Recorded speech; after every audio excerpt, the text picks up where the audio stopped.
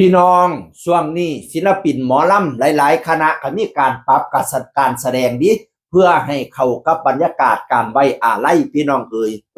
เริ่มตั้งแต่การแสดงนี่แต่ละเวทีแต่ละคณะก็สิมีการสายพระบรมฉายาลักษณ์สิเป็นภาพนิ่งก็ดีสิเป็นวิดีโอก็ดีเป็นกิจกรรมต่างๆก็ดีของสมเด็จพระบรมราชินีนาถพระบรมราชชนนีพันปีหลวงพี่น้องเป็นการไว้อาลัยก่อนแสดงก็สิมีการยืนสงบนิ่งเพื่อไว้อาลัยแล้วก็กล่าวคำไว้อาลัยแต่กละคณะเฮ็ดดีพี่น้องแต่งองค์ทรงเคียงกับบางคณะกันสุดสีขาวล้วนพุ่นเด้แล้วก็มีผ้าดำสุดดำก็มีแล้วก็สุดที่มีสีสุดสาดเพิ่นเก่าผ้าดำมาคาดเนาะเป็นใบเสียงจังเสียพี่น้องนั่นละโอ้ยเฮ็ดดีเห็นบ่คณะปฐมบันเทิงศิลป์เนี่ยโอ้ยเลี้ยงแถวกันยาวอาดลาดตัวแล้วก็ยืนสงบนิ่งไว้อาลัยมีการกล่าวคำไว้อาลัยเนี่ยคณะรัตนศิลป์อินตาทยราชหมอลำคณะแรกของประเทศไทยกันโอ้ยเฮ็ดดีพี่น้องลำลึกในพระมหากรุณาธิคุณอย่างหาที่สุดไม่ได้ข้าพเจ้าทีมงานหมอลำรัตนศิลป์อินตาทยราชน้อมส่งเสด็จสู่สวรรคาลัยสมเด็จพระนางเจ้าสิริกิติ์พระบรมราชินีนาถพระบรมราชชนนีพันปีหลวงโอ้ยแต่กะละคณะบ้านสาวน้อยเพชรบ้านแพงเด้อมีการสับขับเสพาเนาะที่ภาคกลางเขาก็เจ้าขับกันดีๆนะโอ้ยม่วนบรรยากาศการแสดงถึงความไว้อาลัยดีคักวะหัวหน้าโจมีการสายวิดีโอมีการนำเสนอกิจกรรมพระราชกรณียกิจของสมเด็จพระนางเจ้าสิริกิติ์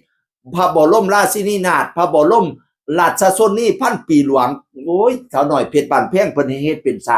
กดีพี่น้องคณะหนึ่งลุงที่ว่า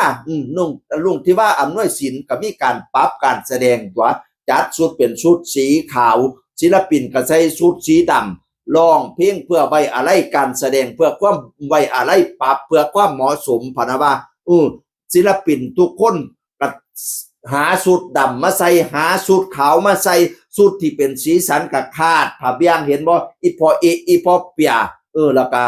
โคศกพิธีกรแม่ปากหวานใส่ผ้าคาดสีดำว่าศิลปินหลายผู้หลายคนหาผ้าคาดสีดำมาใส่พี่น้องแม่นบางสุดสิเป็นชุดสีสูทสาดเนาะธรรมดาหมอลำมันก็มีสีสูทสีสดใสแน่แต่ว่าเพิ่นก็หาผ้าดำมาคาดเนี่ยพี่น้องตามอันสถานการณ์ดีอยู่คุณพระเอกเต้ายองก่อนพระเอกหลายผู้หลายคนนางเอกหลายผู้หลายคนพระเอกโอดฉลองไส้แห่งหมอลำเสียงวิหกมีการปรับกันดีงามพี่น้องเพื่อให้เข้ากับสถานการณ์แม้นว่าสิเป็นการแสดงลื่นเรื่องบันเทิงศิลป์เพื่อนกับปรับให้มันเข้ากับสถานการณ์พี่น้องนี่นะเห็นบ่สาวน้อยเพชรบ้านแพงอีกสูตรนึงนั่นน่ะโอ้ยมีแต่สูตรงามๆพี่น้องเป็นการแสดงถึงความไว้อาลัยเนาะในห่วงของในช่วงของการไว้อาลัยต่อการเสด็จสวรรคตของแม่ของแผ่นดินก็ว่าแม่นพี่น้อง30 มื้อในช่วงเนี่ยพวกการบันเทิงทั้งหลายเนี่ยเพิ่นขอความร่วมมือมาว่าคันงดได้ให้งดคันงดบ่ได้ให้ลดกิจกรรมลงปรับลงเพื่อความเหมาะสมทางหมอลำเพิ่นก็ปรับเพื่อความเหมาะสมนั่นล่ะพี่น้อง